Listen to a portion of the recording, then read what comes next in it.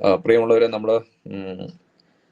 നമുക്ക് എല്ലാവരും, എനിക്കറിയാം, ഇന്നൊരു തിങ്കളാഴ്ച സ്കൂളിൽ നിന്നൊക്കെ പോയി വളരെ അല്പക്ഷീണത്തിലൊക്കെ ഇരിക്കുന്നതായിരിക്കാം. പക്ഷെ നമ്മുടെ ഈ ഒരു പ്രത്യേക ഒരു ഒരു ഒരു പാഠഭാഗങ്ങൾ, പുതിയ പുസ്തകം 9ാം ക്ലാസ്സിൽ ഇൻട്രൊഡ്യൂസ് ചെയ്ത ശേഷം സെക്കൻഡ് വോളിയം ടെക്സ്റ്റ് നമുക്ക് ക്ലസ്റ്ററുകളിലൊന്നും ഡിസ്കസ് ചെയ്യാത്ത ഒരു സാഹചര്യത്തിലാണ് ഞങ്ങളിങ്ങനെ ചിന്തിച്ചു, ഈ ഒരു ഇലക്ട്രിക് കറണ്ട് എന്ന് പറയുന്ന ഭാഗം അടുത്ത വർഷവും 10ാം ക്ലാസ്സിലും തുടർന്ന് വരുന്ന ചില കാര്യം, ഇതുമായി ബന്ധപ്പെട്ട ചില കാര്യങ്ങൾ തുടർന്ന് വരുമ്പോൾ പ്രാഥമികമായി കുട്ടികൾ അറിഞ്ഞിരിക്കേണ്ടുന്ന ചില കാര്യങ്ങൾ മിസ് ചെയ്തു പോയാൽ അത് മുന്നോട്ട് ബുദ്ധിമുട്ടുണ്ടാകുമെന്നൊരു ചിന്ത, ആ ചിന്തയിൽ നിന്നുകൊണ്ട് ആ കുട്ടികൾക്ക് എന്തൊക്കെയാണ് എത്തേണ്ടത്. നമ്മൾ പലപ്പോഴും ഈ തിരക്ക്, ഈ ഒരു അവസാനത്തെ സ്പെല്ലിൽ വാർഷികം, പിന്നെ SSLCയുടെ പരീക്ഷയ്ക്ക് കുട്ടികളെ ഒരുക്കുന്നത്, സ്പെഷ്യൽ ക്ലാസ്, രാവിലെ ചില സ്കൂളുകളിൽ പരീക്ഷ, അപ്പൊ രാവിലെ 8 മണി മുതൽ വൈകുന്നേരം 6 മണി വരെയും, പിന്നെ നൈറ്റ് ക്ലാസ്, അങ്ങനെയുള്ള വളരെ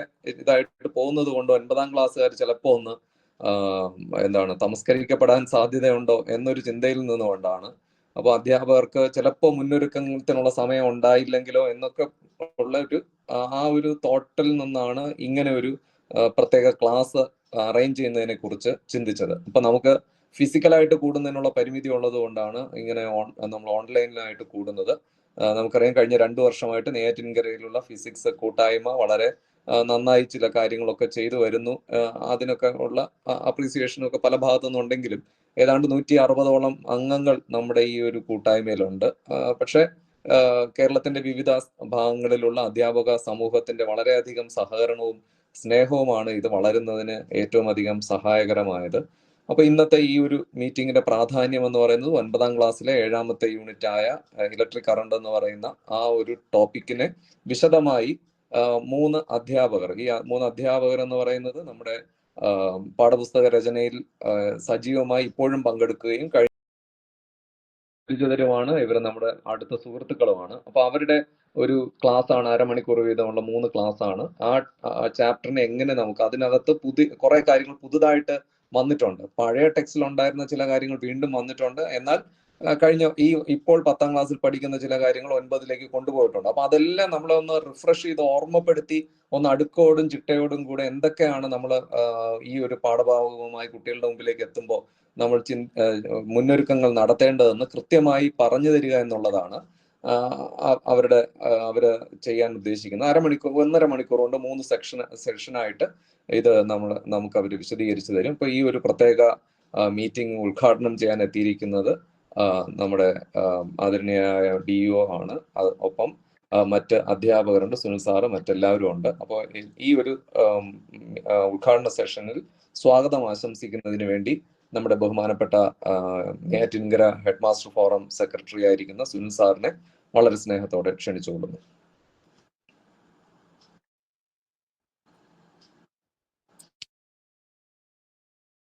ബഹുമാനപ്പെട്ട നമ്മുടെ നെയ്യാറ്റിൻകര ജില്ലാ വിദ്യാഭ്യാസ ഓഫീസർ ശ്രീ ഇബ്രാഹിം സാർ, നമ്മുടെ ഈ കൂട്ടായ്മയിൽ പങ്കെടുത്തുകൊണ്ടിരിക്കുന്ന നമ്മുടെ ഏറ്റവും തലമുതിർന്ന അംഗമായ ഉണ്ണികൃഷ്ണൻ സാർ, ഫിസിക്സിന്റെ അവസാന വാക്കായ സുരേഷ് സാർ, ഷാജി സാർ, പ്രിയ സുഹൃത്ത് പ്രദീപ് സാർ, നമ്മുടെ നെയ്യാറ്റിൻകര ഫിസിക്സ് ടീച്ചേഴ്സ് കമ്മ്യൂണിറ്റി നേതൃത്വം വഹിച്ച് കൊണ്ടിരിക്കുന്ന ബഹുമാനപ്പെട്ട സനൽ സാർ, പ്രിയപ്പെട്ട അധ്യാപക സുഹൃത്തുക്കളെ,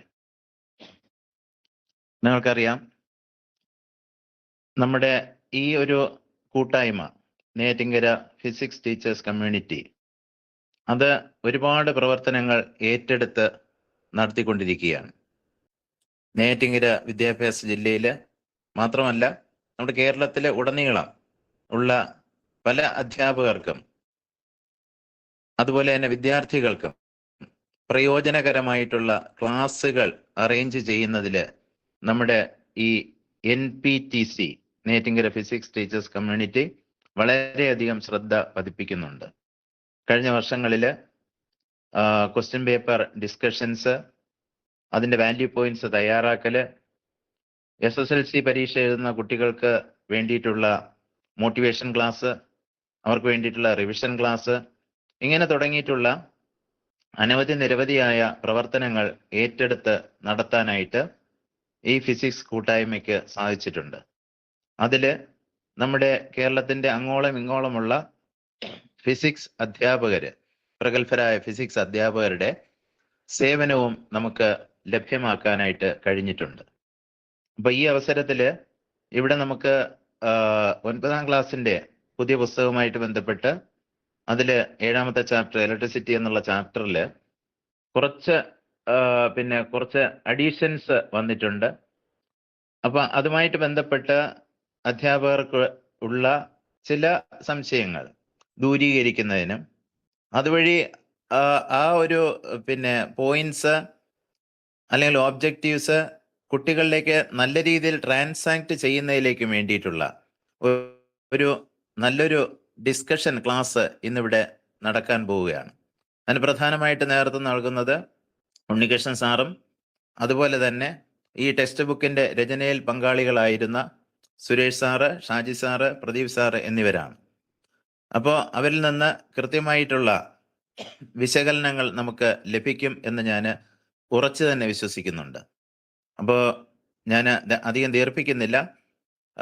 നമ്മുടെ ഈ കൂട്ടായ്മയിലേക്ക് എത്തിച്ചേർന്നിരിക്കുന്ന ഇന്ന് ഈ വൈകിയ വേളയിൽ, ഇന്ന് എനിക്കറിയാം ബഹുമാനപ്പെട്ട DO സാറ് ഇന്ന് പ്രധാനപ്പെട്ട 2 മീറ്റിങ്ങുകൾ അറ്റൻഡ് ചെയ്തതിന് ശേഷമാണ് തിരിച്ച് നെയ്യാറ്റിൻകരയിലേക്ക് എത്തിച്ചേർന്നത്. അദ്ദേഹം ഏറെ ക്ഷീണിതനാണെങ്കിൽ പോലും നമുക്ക് വേണ്ടിയിട്ട് ഈ കൂട്ടായ്മയിലെ ഈ പ്രോഗ്രാമിന്റെ ഇനോഗ്രേഷൻ നടത്താം എന്ന് സമ്മതിച്ചിട്ടുണ്ട്. അദ്ദേഹത്തെ നമ്മുടെ ഏവരുടെയും പേരിൽ ഹാർദവമായി സ്വാഗതം ചെയ്യുന്നു. അതേപോലെ തന്നെ നമ്മുടെ Unnikrishnan sir, Suresh sir, Shaji sir, Pradeep sir എന്നിവരെയും ഞാൻ ഏറെ സ്നേഹത്തോടുകൂടെ ഈ പ്രോഗ്രാമിലേക്ക് സ്വാഗതം ചെയ്യുന്നു. അതുപോലെ തന്നെ ഈ കൂട്ടായ്മയുടെ നേതൃത്വം നടത്തിക്കൊണ്ടിരിക്കുന്ന, നേതൃത്വപരമായ പങ്ക് വഹിച്ചുകൊണ്ടിരിക്കുന്ന ബഹുമാനപ്പെട്ട സനൽ സാർ, ഒറ്റശേഖരം മംഗലം സ്കൂളിൽ അധ്യാപകനായ സനൽ സാറ്, അദ്ദേഹത്തെയും ഞാൻ ഈ അവസരത്തിൽ സ്വാഗതം ചെയ്യുന്നു. അതിനോടൊപ്പം തന്നെ ഈ മീറ്റിങ്ങിൽ പങ്കെടുക്കുന്ന പ്രിയപ്പെട്ട ഫിസിക്സിനോട് താല്പര്യം പ്രകടിപ്പിക്കുന്ന, ഞാൻ ചിലപ്പോഴൊക്കെ നമ്മുടെ ഈ ഗ്രൂപ്പിലെ ഡിസ്കഷൻസ് കാണാറുണ്ട്. സുരേഷ് സാറിന്റെ പല ആക്ടിവിറ്റീസും ഇതിനകത്ത് അധ്യാപകർക്ക് വേണ്ടിയിട്ട് കൊടുക്കുന്നതായിട്ടും അവരുടെ മറുപടികളും ഒക്കെ ഞാൻ പലപ്പോഴും ശ്രദ്ധിക്കാറുണ്ട്. വളരെ തിരക്കാണ് എങ്കിൽ പോലും ഇടയ്ക്ക് ചിലപ്പോഴൊക്കെ ഞാൻ കയറി നോക്കാറുണ്ട്. അപ്പോൾ ഈ കൂട്ടായ്മയിലേക്ക് എത്തിച്ചേർന്നിരിക്കുന്ന പ്രിയപ്പെട്ട എല്ലാ അധ്യാപകരെയും സ്വാഗതം ചെയ്തുകൊണ്ട് ഞാൻ എൻ്റെ കർത്തവ്യത്തിൽ നിന്ന് വിരമിക്കുന്നു. നമ്മുടെ DO സാറ് നമ്മളോട് ഉദ്ഘാടനം ചെയ്ത് സംസാരിക്കുന്നതിന് വേണ്ടി ബഹുമാനപ്പെട്ട DOയെ ആദരപൂർവ്വം ക്ഷണിച്ചുകൊള്ളുന്നു. പ്രിയമുള്ള ഫിസിക്സ് കൂട്ടായ്മയുടെ അധ്യാപകരെ, ഇതിലേക്ക് ആർപ്പിയായി എത്തിയിരിക്കുന്ന Unnikrishnan sir, Suresh sir, Saji sir, Pradeep sir, ഇതിൻ്റെ നേതൃത്വം നൽകുന്ന സനൽ സർ, അതുപോലെ ഞങ്ങളുടെ HM ഫോറമിൻ്റെ സെക്രട്ടറി ആയിരിക്കുന്ന സുനിൽ കുമാർ സർ. ഞാനും ഒരു ഫിസിക്സ് അധ്യാപകനാണ്. നിങ്ങൾ പറഞ്ഞതുപോലെ ഫിസിക്സ് എന്ന് കേൾക്കുമ്പോൾ എനിക്കൊരു ക്ഷീണമില്ല. ഇത് സാറ് പറഞ്ഞിട്ടുണ്ടായിരുന്നു 2 മീറ്റിംഗ് എന്ന് പറഞ്ഞിട്ട്. എന്തായാലും നമ്മൾക്കൊരു അഭിരുചിയുള്ള ഒരു സബ്ജക്റ്റാണ് ഫിസിക്സ്. നിങ്ങൾക്ക് എല്ലാവർക്കും അറിയാം, ഫിസിക്സ് ആര് അധ്യാപകരില്ല എങ്കിലും നിലനിൽക്കുന്ന ഒരു പോസ്റ്റാണ്, 1ാമത്തെ പോസ്റ്റാണ് ഫിസിക്സ്. മാത്രമല്ലാതെ കെമിസ്ട്രി, ഫിസിക്സ് എന്ന് പറഞ്ഞാൽ കുട്ടികൾക്ക് കുറച്ചും ടഫ് ആവുന്ന ഒരു സബ്ജക്റ്റും കൂടിയാണ്. അപ്പോൾ സാറ് പറഞ്ഞതുപോലെ, സനൽ സർ പറഞ്ഞതുപോലെ 10ാം ക്ലാസ്സിൽ വൈദ്യുത്കാന്തിക പ്രേരണം, ഇലക്ട്രോമാഗ്നറ്റിക് ഇൻഡക്ഷൻ എന്ന് പറഞ്ഞിട്ടുള്ള ഒരു ചാപ്റ്റർ ഉണ്ടായിരുന്നു. അതിൽ ചില വൈദ്യുതമായിട്ട് ബന്ധപ്പെട്ട ചില വിഷയങ്ങൾ ഉണ്ടായിരുന്നു. അത് ഇപ്പോൾ 9ാം ക്ലാസ്സിലേക്കാണ് അധികം വന്നിട്ടുള്ളതെന്നാണ് പറയുന്നത്. അതിൻ്റെ ആവശ്യം അനുസരിച്ച് ഒരു എക്സ്പെർട്ടുകളെ, ഒരു കമ്മ്യൂണിക്കേഷൻ, ഒരു എക്സ്പെർട്ട് എക്സ്ചേഞ്ച് എന്ന് പറഞ്ഞിട്ടുള്ള ഒരു സംഗതിയാണ് നമ്മൾ നടത്തുന്നത്. അത് SLCക്കും നമ്മൾ ആ ഭാഗത്തെല്ലാം ചില സ്കൂളുകളിൽ പോയിട്ട് ഫിസിക്സിന്റെ എക്സ്പെർട്ട് അധ്യാപകരെ എക്സ്ചേഞ്ച് ചെയ്യുന്ന ഒരു പരിപാടികളെല്ലാം ഉണ്ട്. 10ാം ക്ലാസ്സിൽ നമ്മൾ എപ്പോഴും പഠിപ്പിക്കുന്ന ആളാണ്, നമ്മളെ പഠിപ്പിക്കുന്ന ആളൊക്കെ വിട്ടിട്ട് വേറെ ഒരാളെ വിളിച്ചിട്ട് അവരെ ഒരു ഇമ്പോർട്ടൻ്റ് ആയ ചില വിഷയങ്ങളും നല്ല അഭിരുചിയോടുകൂടെ കുട്ടികൾക്ക് അതിനെ പാഠഭാഗങ്ങൾ അത് പറഞ്ഞു കൊടുക്കാനുള്ള വിഷയങ്ങൾ അത് പഠിപ്പിക്കുന്നതിനകത്ത ഒരു സംവിധാനം ടീച്ചർ എക്സ്ചേഞ്ച് എന്ന് പറഞ്ഞിട്ടുള്ള ഒരു പ്രോഗ്രാം നമ്മൾ നടത്തിയതാണ്. അത് വിജയകരമായിട്ടും ആയിട്ടുണ്ട്. അപ്പോൾ ഈ ക്ലാസ് ഇപ്പോൾ ഇതൊരു നെസസിറ്റിയുടെ ഭാഗമായിട്ടാണ് വന്നത്. നമ്മളെ ക്ലസ്റ്ററിൽ എപ്പോഴും ഉണ്ടാകുന്ന ഒരു സംഗതിയാണ് ഹാർഡ് സ്പോട്ട് ഡിസ്കഷൻ എന്ന്. അപ്പോൾ ഹാർഡ് സ്പോട്ട് ഡിസ്കഷനിൽ പെട്ട നിങ്ങൾ എല്ലാ ടീച്ചേഴ്സും പറഞ്ഞ ഒരു വിഷയമാണ് ഇതെന്നാണ്. ഞാൻ ടെക്സ്റ്റ് ബുക്ക് കണ്ടിട്ടില്ല. അപ്പോൾ 50ാം ക്ലാസ്സിലെ ടെക്സ്റ്റ് ബുക്കിൽ ഇതൊരു ടഫായത് കൊണ്ടാണ് ഇത് ചെയ്യുന്നത്. ഇങ്ങനത്തെ ഒരു ആലോചന ചെയ്ത നമ്മുടെ ഒരു ടീം, എക്സ്പെർട്ടായ നമ്മുടെ ഒരു ഉഷാറായ നമ്മളെ ടീം, ഫിസിക്സ് ടീം നമ്മളെ സബ് ജില്ലയിൽ, നമ്മളെ ജില്ലയിൽ വിദ്യാഭ്യാസ ജില്ലയിൽ ഉണ്ട് എന്ന് പറയുന്നത് എനിക്കൊരു സന്തോഷകരമായ ഒരു കാര്യമാണ്. അപ്പം അതായത് കൊണ്ട് ഇതിൻ്റെ എക്സ്പെർട്ടിനെ വെച്ചുകൊണ്ട് ടെക്സ്റ്റ് ബുക്ക് ഉണ്ടാക്കിയ ആളെ വെച്ചുകൊണ്ട്, അപ്പോൾ അവർക്ക് എത്രയോ ഡിസ്കഷനുകൾ ഈ ടെക്സ്റ്റ് ബുക്ക് ഉണ്ടാക്കുമ്പോൾ ഉണ്ടായിട്ടുണ്ടാവും. ഞാൻ ടെക്സ്റ്റ് ബുക്ക് ട്രാൻസ്ലേഷനെല്ലാം പോയ ആളാണ്. അപ്പോൾ അതുകൊണ്ട് നല്ല ഒരു ഡിസ്കഷൻ അവിടെ ഉണ്ടാവും. അവർക്ക് നല്ല അനുഭവങ്ങളും കിട്ടുന്നുണ്ട്. അപ്പോൾ ആ അനുഭവങ്ങളെല്ലാം നമ്മളെ ജില്ലയിലെ, വിദ്യാഭ്യാസ ജില്ലയിലെ എല്ലാവർക്കും കിട്ടാൻ വേണ്ടിയിട്ടുള്ള ഒരു ക്ലാസ്സാണ് നിങ്ങൾ സംഘടിപ്പിച്ചത്. വളരെ സന്തോഷമാണ് ഇതിന് നേതൃത്വം നൽകിയ ആൾക്കാർക്ക്. ഇതിൽ ഇപ്പോൾ തന്നെ ഒരു 58 ഒരു 60ഓളം ആള് ആയിട്ടുണ്ടെന്നാണ് തോന്നുന്നത്. ആർപ്പികളല്ലാതെ 60ഓളം പേര് ഇതിൽ ചേർന്നിട്ടുണ്ട്. നമ്മളെ ഗ്രൂപ്പിലും നമ്മൾ ഇട്ടിട്ടുണ്ട്. അപ്പോൾ ആ ഗ്രൂപ്പിൽ ഇട്ടിട്ട് ചില ഫിസിക്സ് ടീച്ചേഴ്സ് ഡെയിലി വേജസ് എല്ലാം ഉണ്ടാവുമല്ലോ, അപ്പോൾ അവർ ഈ ഗ്രൂപ്പിൽ ചിലപ്പോൾ ഉണ്ടാവും. അപ്പോൾ അവർക്കും ചേരാനുള്ള ഒരു അവസരം ഉണ്ടാക്കിയിട്ടുണ്ട് നമ്മളെ ഗ്രൂപ്പിൽ ഇട്ടിട്ട്. എന്തായാലും ഇത് വിജയകരമായിട്ട് നടത്താൻ സാധിക്കട്ടെ. ഫിസിക്സുമായിട്ട് ബന്ധപ്പെടുത്തിയിട്ടുള്ള ഈ എല്ലാ ഹാർഡ് സ്പോട്ടുകളും, ഇതിലുള്ള ഹാർഡ് സ്പോട്ടുകളും നമ്മൾക്ക് അറിഞ്ഞ വിഷയങ്ങളും ഇതിൽ എന്തെല്ലാം പറയണം, എന്തെല്ലാം പ്രാക്ടിക്കൽ ഉണ്ട്, പ്രാക്ടിക്കൽ വർക്ക് എന്തെല്ലാം ഉണ്ട്, ഇതെല്ലാം പറയുന്ന ഒരു സെഷൻ ആയിരിക്കും. നല്ല ഇൻട്രസ്റ്റിംഗ് ആയിരിക്കും ഫിസിക്സിന്റെ ടീച്ചേഴ്സിന്. അപ്പോൾ ഇത് നല്ല രീതിയിൽ നടക്കട്ടെ എന്ന് ആശംസിക്കുന്നു.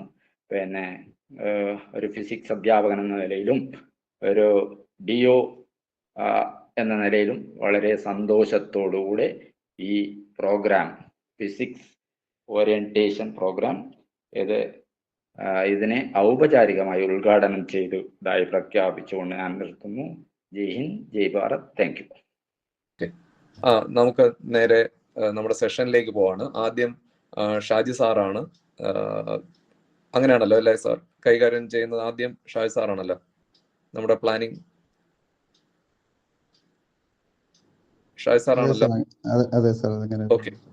അപ്പൊ നമ്മുടെ ഈ ഒരു ചാപ്റ്റർ നമ്മൾ മുന്നോട്ട് പോകുമ്പോൾ നമ്മൾ ക്ലാസ് റൂമിൽ നമ്മൾ എടുത്ത് തുടങ്ങിക്കഴിഞ്ഞു. പലരും കുറച്ച് മുന്നോട്ട് പോയി.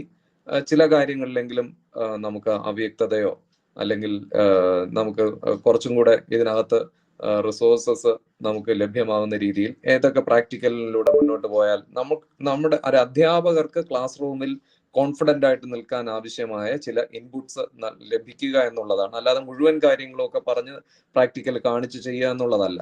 നമുക്ക് കോൺഫിഡന്റ് ആയിട്ട് ക്ലാസ് റൂമിൽ ഈ ഒരു 3 ക്ലാസ് കേട്ട് കഴിയുമ്പോൾ അതിൽ നിന്ന് അത്യാവശ്യ കാര്യങ്ങൾ കുറിച്ചെടുത്ത് കഴിഞ്ഞാൽ നമുക്കതിന് വളരെ കോൺഫിഡന്റ് ആയിട്ട്, അപ്പൊ നമ്മൾ ശ്രദ്ധിക്കാതെ നമുക്ക് വിട്ടുപോകാൻ പാടില്ല ഒരു ഭാഗവും.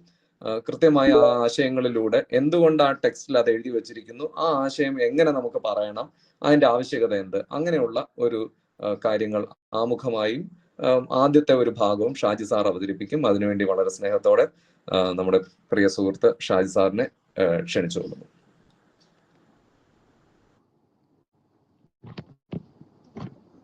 ബഹുമാനമുള്ള Neyyattinkara DO Ibrahim sir, Unnikrishnan sir, Suresh sir, അതുപോലെ പ്രദീപ് സാർ, നമ്മുടെ HFRO സെക്രട്ടറി ആയിരിക്കുന്ന സുനിൽ സാർ, സനൽ സാർ, അതുപോലെ എന്നോടൊപ്പം RP-മാരായി പ്രവർത്തിക്കുന്ന നെയ്യാറ്റിൻകരയിലെ പ്രിയ അധ്യാപക സുഹൃത്തുക്കളെ, വിവിധ സ്കൂളുകളിൽ നിന്ന് എത്തിച്ചേർന്നിട്ടുള്ള ബഹുമാനമുള്ള അധ്യാപക സുഹൃത്തുക്കളെ, ഞാൻ സുനിൽ സാറിനെ കുറേ ദിവസങ്ങൾക്ക് ശേഷമാണ് കാണുന്നത്. ഒരല്പം സന്തോഷമുണ്ട്. ഞാൻ ക്ലാസ്സുകൾ എടുത്തു തുടങ്ങിയത് സുനിൽ സാറിൻ്റെ അജയ് സാറിൻ്റെയും ക്ലാസ്സുകളാണ് ടീച്ചിങ് പ്രാക്ടീസിന്റെ ഭാഗമായിട്ട് HS ബാലനാപുരത്ത് വന്നപ്പോൾ അവരുടെ രണ്ടുപേരുടെയും ക്ലാസ്സുകൾ എടുത്താണ് 94-95 കാലഘട്ടത്തിൽ പഠിച്ചത്. അതിനു മുമ്പ് ട്യൂട്ടോറിയലൊക്കെ പഠിപ്പിച്ചിരുന്നെങ്കിലും ശരിക്കും ഈ ടീച്ചിങ് പ്ലാനൊക്കെ തയ്യാറാക്കി പഠിപ്പിച്ചു തുടങ്ങിയത് രണ്ടുപേരുടെയും ക്ലാസ്സുകളാണ് എന്നുള്ള കാര്യം എന്താ പറയുക, വളരെ സന്തോഷത്തോടെ ബഹുമാനത്തോടെ ഞാൻ ഓർക്കുകയാണ്. അപ്പോൾ നമുക്ക് ഇനി നമ്മുടെ ഇതിലേക്ക് കടക്കാം. ഇപ്പോൾ ഈ 7ാമത്തെ ചാപ്റ്റർ 3 മൊഡ്യൂളുകളായിട്ടാണ് നമ്മൾ ടീച്ചിങ് യൂണിറ്റ് പ്ലാനുകൾ തയ്യാറാക്കേണ്ടത്. അതായത് മൊത്തം ഒരു 12 പീരീഡുകൾ. 12 പീരീഡ് എന്ന് പറയുമ്പോൾ ആദ്യം ഈ പൊട്ടൻഷ്യൽ വ്യത്യാസം മുതൽ പിന്നെ ചാലകത്തിലൂടെയുള്ള വൈദ്യുതപ്രവാഹം, സർക്യൂട്ട് ഡയഗ്രാം വരെയുള്ള ഭാഗങ്ങൾ ഒരു മൊഡ്യൂൾ, ഫസ്റ്റ് മൊഡ്യൂൾ, അത് 5 പീരീഡ്. പിന്നെ ഓം നിയമം അതിൻ്റെ മറ്റു കാര്യങ്ങൾ, പ്രതിരോധത്തെ സ്വാധീനിക്കുന്ന ഘടകങ്ങൾ, അതെല്ലാം കൂടെ ചേർന്ന് 2ാമത്തെ മൊഡ്യൂൾ 4 പീരീഡ്. പ്രതിരോധകങ്ങളുടെ ക്രമീകരണം, ശ്രേണി സമാന്തര രീതികൾ, അത് 3 പീരീഡ്. അങ്ങനെ മൊത്തം 12 പീരീഡാണ് ഈ ചാപ്റ്റർ ക്രമീകരിച്ചത്. 12 പീരീഡുകളിൽ പഠിപ്പിക്കാനായിട്ടാണ്. ആ തരത്തിലാണ് നമ്മൾ യൂണിറ്റ് ആസൂത്രണം നടത്തിയത്. സാർ, ഡിവിഷൻ ഒന്നുകൂടെ പറയാമോ? അല്ല, ഡിവിഷൻ എങ്ങനെയാണ് സാറേ? ഡിവിഷൻ ആദ്യത്തെ മൊഡ്യൂള് പൊട്ടൻഷ്യൽ വ്യത്യാസം മുതൽ ആ ചാലകത്തിലൂടെയുള്ള വൈദ്യുത പ്രവാഹം വരെ, അതായത് നമ്മുടെ ചാലകത്തിലൂടെ സർക്യൂട്ട് ഡയഗ്രാം വരെ 1ാമത്തെ മൊഡ്യൂളാണ് സാർ. സർക്യൂട്ട് ഡയഗ്രാം വരെ ഓം നിയമത്തിന് തൊട്ട് 143ാമത്തെ പേജിൽ ഓം നിയമത്തിന് തൊട്ട് മുകളിൽ വരെ ഫസ്റ്റ് മൊഡ്യൂളാണ്. ഫസ്റ്റ് മൊഡ്യൂള് അത് 5 പീരീഡുകൾ. പിന്നെ ഓം നിയമം മുഴുവൻ, അതായത് പ്രതിരോധകങ്ങളുടെ ശ്രേണി രീതി ക്രമീകരണം വരെ, പ്രതിരോധകങ്ങളുടെ ക്രമീകരണം വരെ 2ാമത്തെ മൊഡ്യൂൾ, അത് 4 പീരീഡ്. അതിനുശേഷം പ്രതിരോധകങ്ങളുടെ ക്രമീകരണം 3 പീരീഡ്, അതാണ് 3ാമത്തെ മൊഡ്യൂൾ. അപ്പോൾ നമ്മൾ ഒരു ചാപ്റ്റർ എടുത്തു തുടങ്ങുന്നതിന് മുമ്പ് ആദ്യം ചെയ്യേണ്ട കാര്യം എന്ന് പറഞ്ഞാൽ ആ ചാപ്റ്റർ പഠിപ്പിക്കാൻ ആവശ്യമുള്ള സാമഗ്രികൾ, അത് നമുക്ക് ചിലപ്പോൾ റെഡിമെയ്ഡായിട്ട് കിട്ടും. അതല്ല എങ്കിൽ നമ്മൾ ഇംപ്രവൈസ് ചെയ്ത് കുറേ ഉപകരണങ്ങൾ സംഘടിപ്പിക്കേണ്ടതായിട്ടുണ്ട്. അപ്പോൾ ഒരു ചാപ്റ്റർ യൂണിറ്റ് ആസൂത്രണം ചെയ്യുന്ന വേളയിൽ തന്നെ എന്തെല്ലാം കാര്യങ്ങളാണ് നമുക്ക്, എന്തെല്ലാം സാമഗ്രികളാണ് നമ്മൾ സംഘടിപ്പിക്കേണ്ടത്, അത് ചെയ്തു കഴിഞ്ഞാൽ ശരിക്കും പറഞ്ഞാൽ പകുതി നമ്മൾ ചെയ്തു കഴിഞ്ഞു. അപ്പോൾ ഞാനിപ്പോ ഫസ്റ്റ് മൊഡ്യൂളില് നമ്മുടെ 139ാമത്തെ പേജില് ബാറ്ററികൾ ഉപയോഗിക്കുമ്പോൾ ശ്രദ്ധിക്കേണ്ട സുരക്ഷാ ക്രമീകരണങ്ങൾ, അതുവരെയുള്ള ഭാഗമാണ് ഞാൻ ഒന്ന് ചർച്ച ചെയ്യാൻ ഉദ്ദേശിക്കുന്നത്.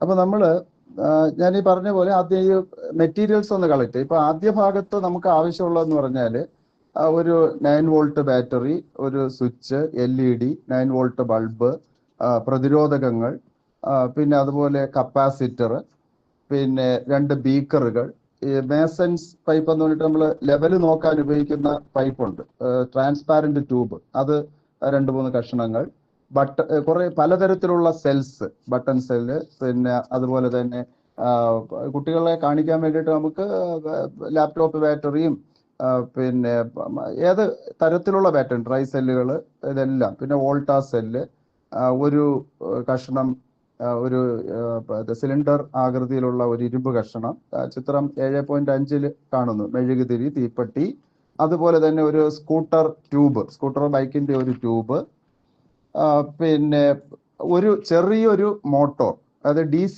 മോട്ടോർ, ഈ വെള്ളം പമ്പ് ചെയ്യുന്നതിന് ഉപയോഗിക്കുന്ന, മിക്കവാറും ലാബുകളിൽ അത് കാണും എന്നാണ് എനിക്ക് തോന്നുന്നത്, വോൾട്ട് മീറ്റർ, പിന്നെ സെൽ കേസസ്, വ്യത്യസ്ത തരത്തിലുള്ള സെൽ, 2 സെൽ ഇടുന്നത്, 3 സെൽ ഇടുന്നത്, പലതരത്തിലുള്ള സെൽ കേസസ് വാങ്ങിക്കാൻ കിട്ടും. വളരെ വില കുറവാണ്, 14-15 രൂപ കൊടുത്താൽ നമുക്ക് ലബോറട്ടറി സപ്ലൈസിൽ നിന്ന് അത് കിട്ടും. അപ്പൊ ഇത്രയും കാര്യങ്ങളാണ് ഈ ആദ്യത്തെ, അതായത് സെല്ലുകളുടെ ക്രമീകരണം വരെയുള്ള കാര്യങ്ങൾ പഠിപ്പിക്കാൻ വേണ്ടി നമുക്ക് ആവശ്യമുള്ളത്. അപ്പൊ ഇത് സംഘടിപ്പിക്കുക എന്നുള്ളതാണ് ഒന്നാമത്തെ നമ്മുടെ ഉദ്യമം. അത് ചെയ്തു കഴിഞ്ഞാൽ നമ്മുടെ പകുതി കഴിഞ്ഞു. അപ്പൊ ഇതില് ഇൻട്രൊഡക്ടറി ആയിട്ട് ഒരു ചിത്രം കൊടുത്തിട്ടുണ്ട്. അപ്പൊ ചിത്രത്തില് LED പ്രകാശിക്കുവാൻ എന്തിനായിരിക്കും ഈ ഘടകം സർക്യൂട്ടിൽ ഉൾപ്പെടുത്തിയിരിക്കുന്നത് എന്നാണ് ഇത് സിസ്റ്റർ ചോദിക്കുന്നത്, അല്ലെങ്കിൽ ഒരു ഗേൾ ചോദിക്കുന്നത്. അപ്പൊ അവിടെ നമുക്ക് ഇത് ഒരല്പം അട്രാക്റ്റീവായിട്ട് ക്ലാസ്സിൽ ഒന്ന് കൊടുക്കാൻ വേണ്ടി ഞാനൊരു കാര്യം പറയുകയാണ്.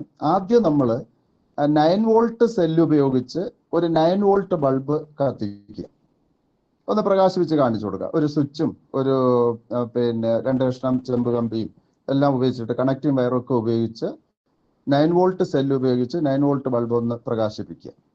അതിനുശേഷം കുട്ടികളോട് ചോദിക്കുന്നു, 9 വോൾട്ട് സെല്ല്, അതേ സെല്ല് ഉപയോഗിച്ച് നമുക്ക് 1.5 വോൾട്ട് ഉള്ള ഒരു LED പ്രകാശിപ്പിക്കാൻ പറ്റുമോ? അതെങ്ങനെ സാധിക്കും എന്നുള്ള ഒരു ചോദ്യം ആരാഞ്ഞുകൊണ്ട് നമ്മൾ അടുത്ത പ്രവർത്തനത്തിലേക്ക് പോവുകയാണ്. അപ്പൊ കുട്ടികൾ പറയും ബൾബ്, അത് LED 1.5 എന്ന് പറയുമ്പോൾ തന്നെ കുട്ടികൾ അത് കത്തിപ്പോവും അല്ലെങ്കിൽ കേടായി പോകും എന്നുള്ള ഒരു കൺക്ലൂഷനിൽ കുട്ടികളൊക്കെ വിളിച്ചു പറയും. അപ്പൊ നമ്മൾ അത് എങ്ങനെ കത്തിക്കാം എന്ന് നോക്കുകയാണ്. അതിനാണ് നമുക്ക് പ്രതിരോധകങ്ങൾ വേണ്ടത്. അപ്പൊ ഈ പ്രതിരോധകങ്ങൾ എത്ര ഓമിലുള്ള പ്രതിരോധം എടുക്കും? അത് ജസ്റ്റ് ഒരു ചെറിയൊരു കണക്ക് നമ്മൾ ചെയ്താൽ നമുക്കത് കിട്ടും. അപ്പൊ LED-യിലൂടെ പ്രവഹിക്കുന്ന കറണ്ട് എന്ന് പറഞ്ഞാൽ 1.5 വോൾട്ട് ഉള്ള ഒരു LED-യിലൂടെ പ്രവഹിക്കേണ്ട കറണ്ട് 10 മുതൽ 20 വരെ മില്ലി ആംപിയർ കറണ്ടാണ്. അപ്പൊ നമുക്കിവിടെ ഒരു 15 മില്ലി ആംപിയർ എന്നെടുക്കാം. 15 മില്ലി ആംപിയർ കറണ്ട് പ്രവഹിക്കണം. അപ്പോൾ 0.015 ആംപിയർ കറണ്ടാണ് ഈ 1.5 വോൾട്ട് ഉള്ള LED-യിലൂടെ പ്രവഹിക്കേണ്ടത്. അപ്പൊ കറണ്ട് 0.015. റിസൾട്ടന്റ് വോൾട്ടേജ്, അതായത് 9 വോൾട്ട് ബാറ്ററി ഉപയോഗിച്ച് 1.5 വോൾട്ട് LED കത്തിക്കണം. അപ്പോൾ 9 മൈനസ് 1.5, അതായത് 7.5 വോൾട്ട് നമ്മൾ ഇല്ലാതാക്കണം, 7.5 വോൾട്ട് കുറയ്ക്കണം. അപ്പൊ എത്ര ഓം പ്രതിരോധമാണ് കണക്ട് ചെയ്യേണ്ടത്? അപ്പൊ അതിന് നമുക്ക് ചെയ്യേണ്ടത്, നമ്മൾ ഓംസിലനുസരിച്ച് പഠിച്ചിട്ട് V is equal to I into R, R is equal to V by I. അപ്പൊ റിസൾട്ടന്റ് വോൾട്ടേജ് എന്ന് പറഞ്ഞാൽ 9 volt minus 1.5 volt by current ഞാൻ നേരത്തെ പറഞ്ഞു 0.015 ആംപിയർ. അപ്പൊ 9 volt minus 1.5 volt by 0.015 ampere, അതായത് 500 ഓം എന്ന് കിട്ടും.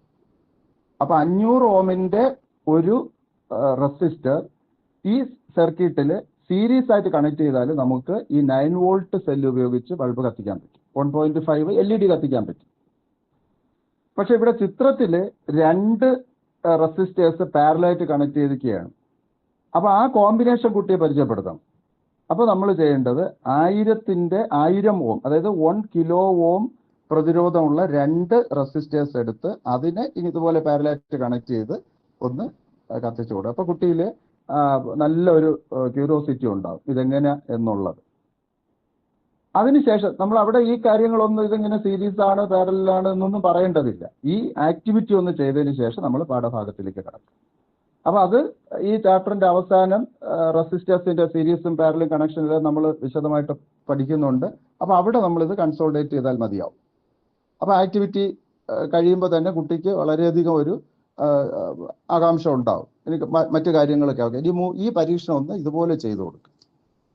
അതിനുശേഷം നമ്മൾ ചെയ്യേണ്ടത് ഈ മുൻധാരണകൾ, മുന്നറിവ്, അതായത് കഴിഞ്ഞ നിലവിലുള്ള 8ാം ക്ലാസ്സിൽ നമ്മൾ ഈ സ്റ്റാറ്റിക് ഇലക്ട്രിസിറ്റിയെ കുറിച്ച് പറയുന്നുണ്ട്. അവിടെ ഫ്രിക്ഷണൽ ഇലക്ട്രിസിറ്റി നമ്മൾ വിശദമായിട്ട് പഠിപ്പിക്കുന്നുണ്ട്. ഇലക്ട്രോസ്കോപ്പ് എല്ലാം പഠിപ്പിക്കുന്നുണ്ട്.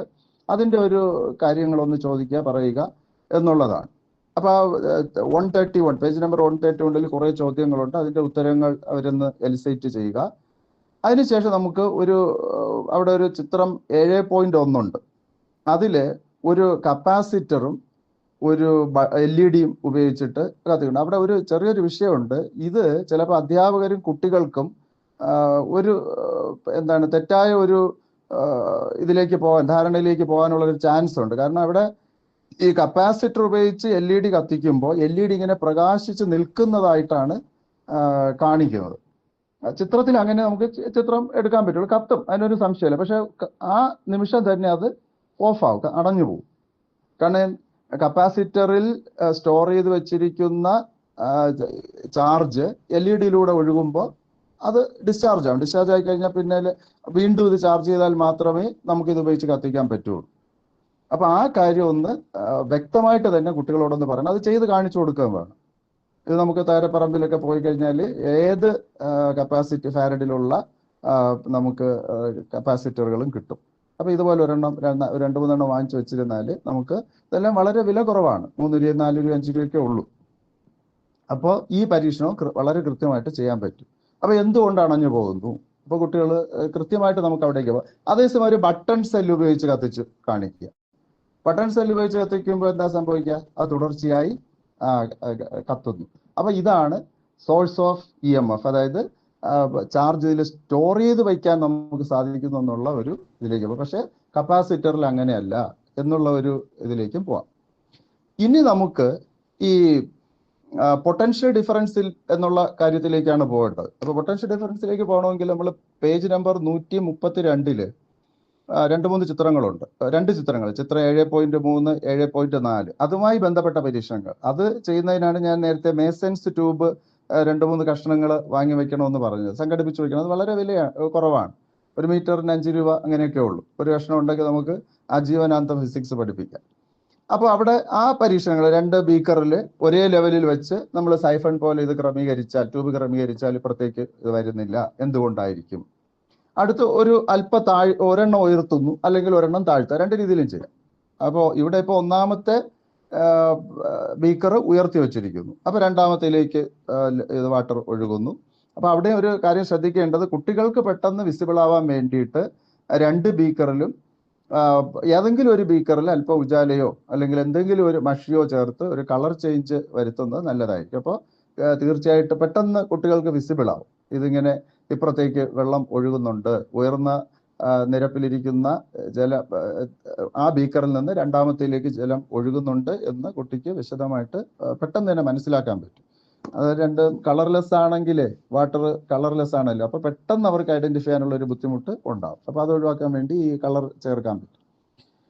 പിന്നെ നമ്മൾ ഈ പൊട്ടൻഷ്യൽ വ്യത്യാസം പഠിപ്പിക്കാനുള്ള കുറെ പരീക്ഷണങ്ങളാണ്. മെഴുകുതിരി ഉപയോഗിച്ച് ഒരു സിലിണ്ടർ ആകൃതിയിലുള്ള ഇരുമ്പ് കമ്പി, അപ്പൊ അത് ചെറിയൊരു ഈ അയ കെട്ടുന്ന പോലത്തെ ഒരു കമ്പി ആയാലും മതി. അതിന്റെ ഒരു കഷ്ണം മുറിച്ചെടുത്താൽ മതി. അത് PQ എന്ന ഭാഗത്തിൽ ഒരറ്റം അത് Q ചൂടാക്കുകയാണ്. അപ്പൊ എന്താണ് സംഭവിക്കുന്നത്?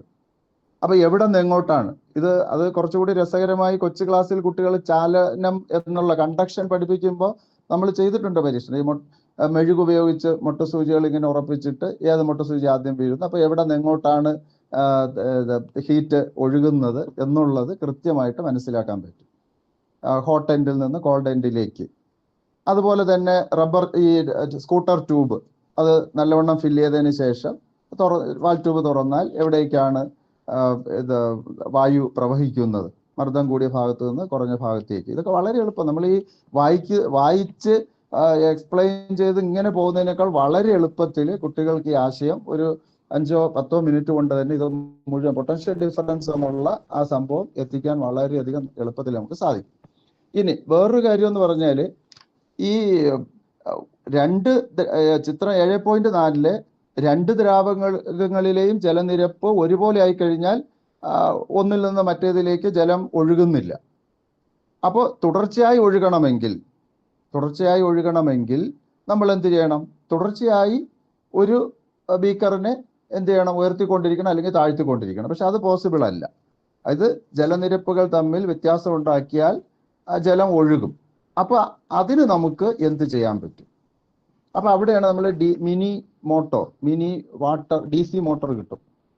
അതും വളരെ വില കുറവാണ്. 50-100 രൂപയൊക്കെ കൊടുത്തു കഴിഞ്ഞാൽ നമുക്ക് കിട്ടുന്നതാണ്. ഒരെണ്ണം വാങ്ങിച്ച് വെച്ച് കഴിഞ്ഞാൽ അത് നമുക്ക് കൃത്യമായിട്ട് ചെയ്യാൻ പറ്റും. അത് ചിത്രം 7.7 ആ മോട്ടോർ കാണിച്ചിട്ടുണ്ട്.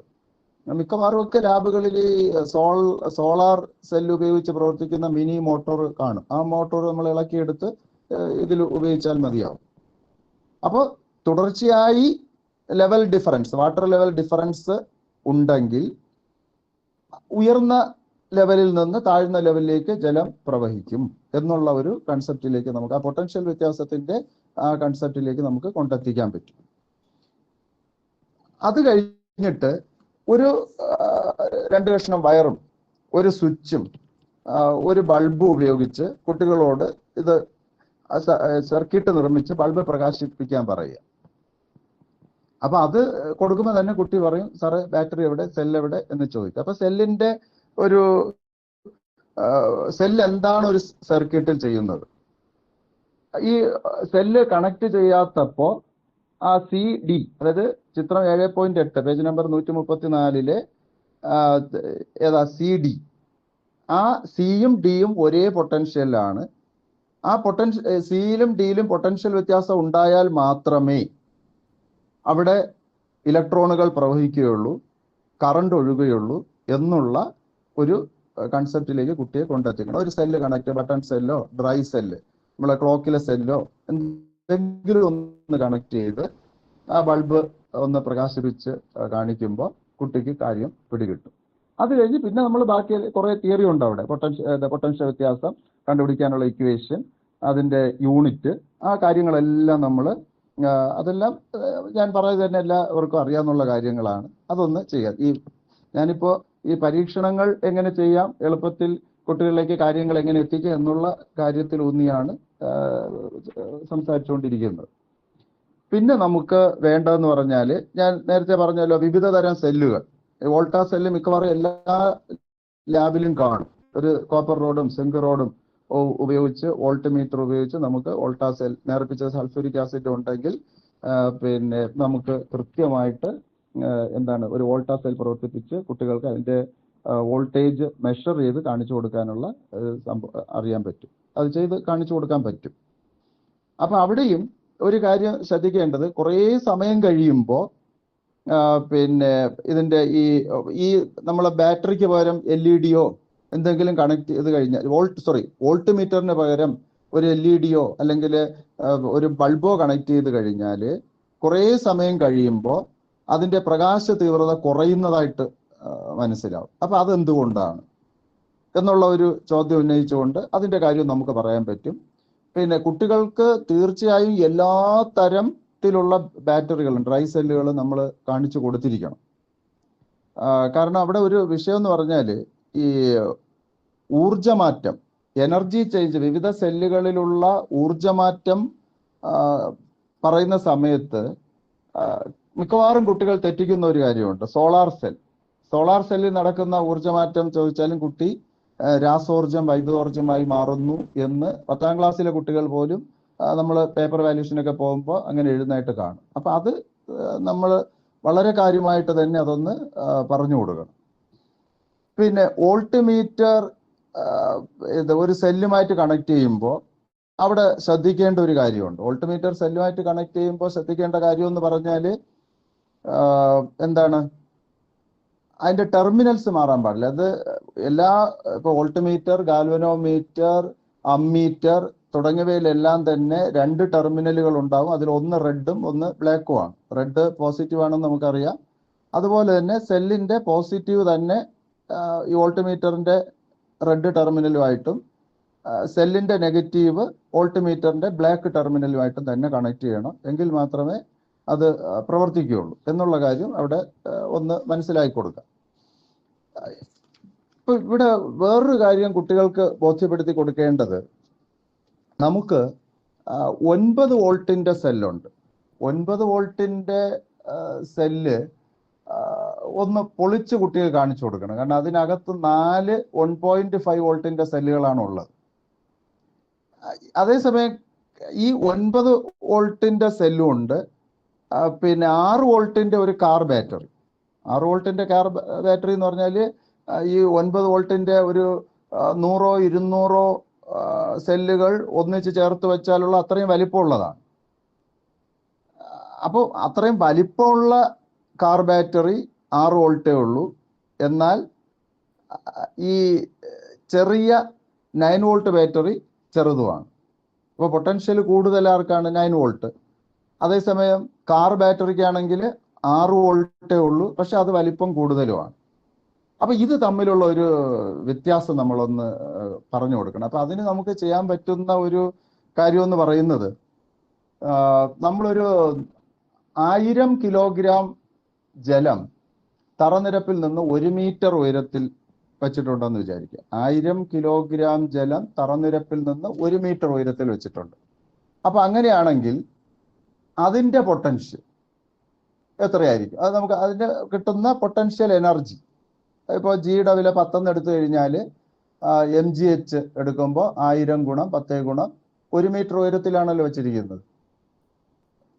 അങ്ങനെയാണെങ്കിൽ 1000 കിലോഗ്രാം ജലം തറനിരപ്പിൽ നിന്ന് 1 മീറ്റർ ഉയരത്തിൽ, അപ്പോൾ 1000 ഗുണം 10 ഗുണം 1, അപ്പോൾ എത്ര കിട്ടും? 10000 ന്യൂട്ടൺ മീറ്റർ.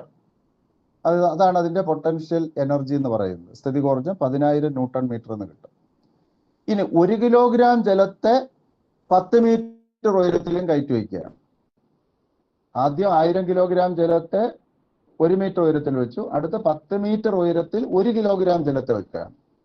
അപ്പൊ അവിടെ എത്രയാ? 1 കിലോഗ്രാം ജലം 10 മീറ്റർ ഉയരത്തിൽ ഇരിക്കുകയാണ്. അപ്പൊ 1 ഗുണം 10 ഗുണം 10, അതായത് 100 ന്യൂട്ടൺ. അപ്പൊ ഏതിനാണ്? Newton metre. അത് സ്ഥിതികോർജ്ജമാണ്. ഇപ്പൊ ന്യൂട്ടൺ മീറ്റർ ആണ് അതിന്റെ യൂണിറ്റ്. അപ്പൊ ന്യൂട്ടൺ മീറ്റർ എന്ന് പറഞ്ഞാൽ 1 ന്യൂട്ടൺ മീറ്റർ എന്ന് പറഞ്ഞാൽ 1 ജൂളാണ്. അപ്പൊ കൂടിയ ഉയരത്തിലിരിക്കുന്ന ജലത്തിലെ സ്ഥിതികോർജ്ജം കുറവാണ്, അല്ലെ? 10 മീറ്റർ ഉയരത്തിലിരിക്കുന്ന ജലത്തിന്റെ സ്ഥിതികോർജ്ജം കുറവും, എന്നാൽ 1 മീറ്റർ ഉയരത്തിലിരിക്കുന്ന ജലത്തിന്റെ സ്ഥിതികോർജ്ജം കൂടുതലുമാണ്. അപ്പൊ എന്താണ് വ്യത്യാസം? 1 കിലോഗ്രാം ജലം 10 മീറ്റർ ഉയരത്തിലിരിക്കുകയാണ്, അത് ഉയർന്ന പൊട്ടൻഷ്യലിലാണ്. അതേസമയം 1000 കിലോഗ്രാം ജലം 1 മീറ്റർ ഉയരത്തിലിരിക്കുകയാണ്, അത് താഴ്ന്ന പൊട്ടൻഷ്യലിലുമാണ്. പക്ഷെ ഊർജം കൂടുതൽ 1000 കിലോഗ്രാം ജലത്തിനാണ്. അത് നമ്മൾ കുട്ടികൾക്കൊന്ന് മനസ്സിലാക്കി കൊടുക്കണം. ഇവിടെയും അതുപോലെയാണ്. 9 വോൾട്ട് ബാറ്ററി, 4 1.5 വോൾട്ടുള്ള ബാറ്ററി ഒരു കേസിനകത്ത് ക്രമീകരിച്ച് വെച്ചിരിക്കണം. അതിന് പൊട്ടൻഷ്യൽ കൂടുതലുണ്ട്, പക്ഷെ ഊർജം കുറവാണ്. അതേസമയം കാർ ബാറ്ററി 6 വോൾട്ടേ ഉള്ളൂ, പൊട്ടൻഷ്യൽ കുറവാണ്, പക്ഷെ അതിന്റെ ഊർജം കൂടുതലാണ്. അപ്പൊ ഇത് കുട്ടിക്ക് വ്യക്തമാക്കി കൊടുക്കണം. കാരണം അത് പല കുട്ടികൾക്കും അങ്ങനെ ഒരു സംശയം ഉണ്ടാവാൻ ചാൻസ് ഉണ്ട്. പിന്നെ നമുക്ക് ഉള്ളത് ഈ പേജ് നമ്പർ 138 ഒരു 3 ചിത്രങ്ങളുണ്ട്. ആ 3 ചിത്രങ്ങളിൽ ഈ സെല്ലുകളുടെ ക്രമീകരണമാണ്. സെല്ലുകളുടെ ക്രമീകരണം. അപ്പൊ അവിടെ അധ്യാപകർ അനുഭവിക്കുന്ന ഒരു ബുദ്ധിമുട്ടെന്ന് പറഞ്ഞാൽ, നമുക്ക് ഈ നമ്മുടെ കടകളിൽ നിന്ന് വാങ്ങിക്കുന്ന, ലാബ് സപ്ലൈസിൽ നിന്ന് വാങ്ങിക്കുന്ന സെൽ കേസുകളെല്ലാം തന്നെ ഈ ബാറ്ററികൾ തിരിച്ചു മറിച്ചു വിടുന്നതാണ്. ശ്രേണി രീതിയിലായിരിക്കും, പക്ഷെ കുട്ടിക്കൊരു സംശയമുണ്ട്, ഇതിന്റെ അറ്റത്താണോ അത് വരുന്നത്, അതിന്റെ അറ്റത്താണോ ഇത് വരുന്നത്, കുട്ടിക്കൊരു സംശയം വരും. അപ്പൊ നമുക്ക് അവിടെ ചെയ്യാൻ പറ്റുന്നത്, ഈ നമ്മളെ ക്ലോക്കിലിടുന്ന ബാറ്ററി ആണെങ്കിൽ 1/2 ഇഞ്ച് പൈപ്പ്, PVC പൈപ്പ് കീറിയെടുക്കുക. കീറിയെടുത്തതിന് ശേഷം ഈ 1.5 ബാറ്ററി ഒന്നിന് പിറകെ ഒന്നായി, ഒന്നിന്റെ പോസിറ്റീവ് രണ്ടാമത്തെ നെഗറ്റീവിൽ വരത്തക്ക രീതിയിൽ അങ്ങനെ ക്രമീകരിച്ച് വോൾട്ട് മീറ്റർ ഉപയോഗിച്ച് ആദ്യം 2 എണ്ണം, പിന്നെ 3 എണ്ണം, പിന്നെ 4 എണ്ണം ഉപയോഗിച്ച് കണക്ട് ചെയ്ത് നമുക്ക് കൃത്യമായിട്ട് ശ്രേണി രീതിയിൽ സെല്ലുകൾ വരുമ്പോൾ എങ്ങനെ പൊട്ടൻഷ്യൽ കൂടുന്നു എന്നുള്ളത് പഠിപ്പിക്കാൻ പറ്റും. പിന്നെ അതുപോലെ തന്നെ സമാന്തര രീതിയിൽ എത്ര സെല്ലുകൾ കണക്ട് ചെയ്താലും പൊട്ടൻഷ്യൽ സെയിം ആണ് എന്നുള്ളത് നമുക്ക് കൃത്യമായിട്ട് കുട്ടിക്ക് പറഞ്ഞു കൊടുക്കാൻ പറ്റും. ഏതെങ്കിലും ഒന്നിന്റെ ശ്രേണി രീതിയിൽ കണക്ട് ചെയ്യുമ്പോൾ പോസിറ്റീവ് നെഗറ്റീവും അല്ലെങ്കിൽ പോസിറ്റീവും മാത്രം അടുത്ത് വന്നാൽ അവിടെ കറണ്ട് ഉണ്ടാകുന്നില്ല, അപ്പോൾ പൊട്ടൻഷ്യൽ 0 ആണ് എന്നുള്ള അതും ഒന്ന് പറഞ്ഞ് നമുക്ക് കൊടുക്കാൻ പറ്റും. ഇത് അല്ലാതെ നമ്മൾ വെറുതെ ഈ സെല്ല് ഒന്നിന്റെ ബാക്കിൽ ഒന്നായിട്ട് ഇങ്ങനെ അടുക്കി വെച്ചാൽ അത് ചിലപ്പോൾ കൂട്ടം തെറ്റിപ്പോകും, അത് കൃത്യമായി കിട്ടത്തില്ല. ഞാൻ ഈ പറഞ്ഞ PVC പൈപ്പ് ഇങ്ങനെ നെടുകെ കീറിയെടുത്താൽ അതിനകത്ത് നമുക്ക് കൃത്യമായിട്ട് അടുക്കി വെക്കാൻ പറ്റും. അത് ഒരു കാര്യം ശ്രദ്ധിക്കുക. പിന്നെ ഉള്ളത് ഈ 2-3 കണക്കുകളാണ്. 139-ാമത്തെ പേജിൽ 2-3 കണക്കുകൾ പറഞ്ഞിട്ടുണ്ട്. അതായത് 1.5 വോൾട്ട് EMF വീതമുള്ള 4 സെല്ലുകൾ തന്നിരിക്കുന്നു. ഇവ ഉപയോഗിച്ചുണ്ടാക്കാവുന്ന പരമാവധി പൊട്ടൻഷ്യൽ വ്യത്യാസം എത്ര? അത് നമുക്കറിയാം, ശ്രേണി രീതിയിലാവുമ്പോൾ 6 വോൾട്ട് കിട്ടും. 1.5 + 1.5 അല്ലെങ്കിൽ n × 1.5, അപ്പോൾ 4 × 1.5 എടുത്തു കഴിഞ്ഞാലും മതി. അടുത്തത് 9 വോൾട്ടിന്റെ ബാറ്ററിയിൽ സമാനമായ 6 സെല്ലുകൾ അല്ലേ, ശ്രേണി രീതിയിലാണ് ഘടിപ്പിച്ചത് എങ്കിൽ ഒരു സെല്ലിന്റെ EMF എത്ര? അവിടെ ആകെ പൊട്ടൻഷ്യൽ 9 വോൾട്ട് 6 സെല്ലുകളുണ്ട്. അപ്പോൾ 9/6 = 1.5 എന്ന് കിട്ടും. അപ്പോൾ ഇതാണ് ഇതുമായിട്ട് ബന്ധപ്പെട്ട ഇത്. ഈ ഭാഗത്തൊന്നും വലിയ പ്രശ്നങ്ങളൊന്നും ഇല്ല. അതായത് സോൾവ് ചെയ്യേണ്ട പ്രശ്നങ്ങൾക്ക് വളരെ സിമ്പിൾ ഇക്വേഷൻസ് ഉപയോഗിച്ച് ചെയ്യാൻ പറ്റുന്നതാണ്. പിന്നെ നമ്മൾ ഈ ബാറ്ററി ഉപയോഗിക്കുമ്പോൾ കുട്ടികൾക്ക് പലപ്പോഴും ഈ ബാറ്ററികൾ ഇങ്ങനെ ബട്ടൺ സെല്ലൊക്കെ ചിലപ്പോൾ നാവിലൊക്കെ തൊട്ട് നോക്കാനൊക്കെ ഉള്ള ഒരു ഇതുണ്ട്. അത് ഒന്ന് വളരെ കാര്യമായിട്ട്, ഒരു സെല്ലും എല്ലാം കെമിക്കൽസ് ആണ്, അത് ആരോഗ്യത്തിന് ഹാനികരമാണെന്നുള്ള അത് നമ്മൾ കൊടുക്കണം. പിന്നെ ചില കുട്ടികൾ ഈ ബാറ്ററി ഒരു കഷ്ണം വയർ കിട്ടിയാൽ പോസിറ്റീവ് നെഗറ്റീവും കൂടെ കണക്ട് ചെയ്ത് കളയും. അപ്പോൾ ഈ ബാറ്ററി ഷോർട്ടായി കഴിഞ്ഞാൽ പിന്നെ അതൊരിക്കലും അതിൽ ചാർജ് ഇല്ല, അത് പോയി. അത് എപ്പോഴും ഒന്ന് ശ്രദ്ധിക്കുക. അത് പറഞ്ഞപ്പോഴാണ് ഒരു കാര്യം കൂടെ ശ്രദ്ധിക്കേണ്ടത്. ഈ ഗാൽവനോമീറ്റർ കണക്ട് ചെയ്യുമ്പോൾ ഈ പുതിയ ബാറ്ററി വാങ്ങിച്ച് ഗാൽവനോമീറ്റർ കണക്ട് ചെയ്ത് കഴിഞ്ഞാൽ നമുക്ക് ഇവിടെ ആവശ്യമില്ലെങ്കിൽ ഞാൻ ഒന്ന് സൂചിപ്പിക്കുകയാണ്, അത് പെട്ടെന്ന് തന്നെ എൻ്റെ കോയിൽ കരിഞ്ഞു. അപ്പോൾ ഉപയോഗിച്ച് ചാർജ് തീരാറായ ബാറ്ററി മാത്രമേ ഗാൽവനോമീറ്ററിൽ കണക്ട് ചെയ്യാവുള്ളൂ. അതും കൂടെ ഒന്ന് ശ്രദ്ധിക്കുക. പിന്നെ ബാറ്ററി ചൂടാവുകയാണെങ്കിൽ ഒരു കാരണവശാലും അത് അപ്പോഴേ തന്നെ അത് ചാർജ് ചെയ്യുന്ന അത് ഉപയോഗിക്കുന്നത് നിർത്തുക എന്നുള്ളതാണ്. കാരണം പലപ്പോഴും ഈ മൊബൈൽ ബാറ്ററി എല്ലാം ചൂടായി പൊട്ടിത്തെറിച്ച ഒരുപാട് സന്ദർഭങ്ങളുണ്ട്. വെള്ളം, തീ തുടങ്ങിയവ ആയിട്ട് സമ്പർക്കത്തിൽ വരരുത് ബാറ്ററി. പിന്നെ അതുപോലെ തന്നെ ഇത് ജലാശയങ്ങളിലോ അല്ലെങ്കിൽ തുറസായ സ്ഥലങ്ങളിലോ ഒക്കെ ബാറ്ററികൾ ഇങ്ങനെ വലിച്ചെറിയുന്നതും നല്ലൊരു ശീലമല്ല എന്നുള്ള ഒരു കാര്യമാണ് കുട്ടികൾക്ക് നമ്മൾ നൽകേണ്ടത്. അപ്പൊ ഇത് ഞാൻ ഈ പറഞ്ഞു വന്നത്, നമ്മൾ ഇത്രയും കാര്യങ്ങൾ ഇതിപ്പോ 5 അല്ലെ, ഇതിൽ ഓംസ് ലോ വരെ 5 പീരീഡ്, അപ്പൊ ഒരു 4 പീരീഡ് കൊണ്ട് നമുക്ക് ഇത്രയും കാര്യങ്ങൾ കുട്ടികൾക്ക് എത്തിക്കാൻ സാധിക്കും. അപ്പൊ ഈ പരീക്ഷണ സാമഗ്രികൾ ആദ്യം സെറ്റ് ചെയ്ത് കഴിഞ്ഞാൽ പിന്നെ ഇതിൽ വലിയ ബുദ്ധിമുട്ടൊന്നും നമുക്ക് ഫീൽ ചെയ്യില്ല. ഇത്രയും ആദ്യം ഒന്ന് സംഘടിപ്പിക്കുക എന്നുള്ളതാണ് ഇതിന്റെ ഏറ്റവും പ്രധാനമായ കാര്യം. ഈ ഉപകരണങ്ങൾ സംഘടിപ്പിക്കുക എന്നുള്ളതാണ്. ബാക്കിയെല്ലാം നമ്മൾ എല്ലാ അധ്യാപകർക്കും എല്ലാവരും മിടുക്കരായ ശ്രേഷ്ഠരായ ഫിസിക്കൽ സയൻസ് അധ്യാപകരാണ്, നമുക്ക് പഠിപ്പിക്കാൻ സാധിക്കും. ഇത്രയും കാര്യങ്ങളാണ് ഞാൻ ഇന്നലെ വൈകുന്നേരമാണ് എന്നോട് ഇങ്ങനെ ഒരു കാര്യം സുരേഷ് സാറ് വിളിച്ചു പറഞ്ഞു. ഇന്ന് സനൽ സാറും വിളിച്ചിരുന്നു. അപ്പൊ എന്തായാലും നമുക്ക് ലൈവ് ക്ലാസ് ആയിരുന്നെങ്കിൽ ഇതെല്ലാം പരീക്ഷണത്തിലൂടെ നമുക്ക് ചെയ്ത് കാണിക്കാമായിരുന്നു. എങ്കിലും കുറെ കാര്യങ്ങൾ എന്തെങ്കിലും ചർച്ച ഉണ്ടെങ്കിൽ ആകാം. സനൽ സാർ. സാർ ഇത് കഴിഞ്ഞിട്ട് ചർച്ചയിൽ പോകുന്ന മതി സാർ 3 ക്ലാസ്സും കഴിഞ്ഞിട്ട് പോവാം സാർ. ഓക്കെ.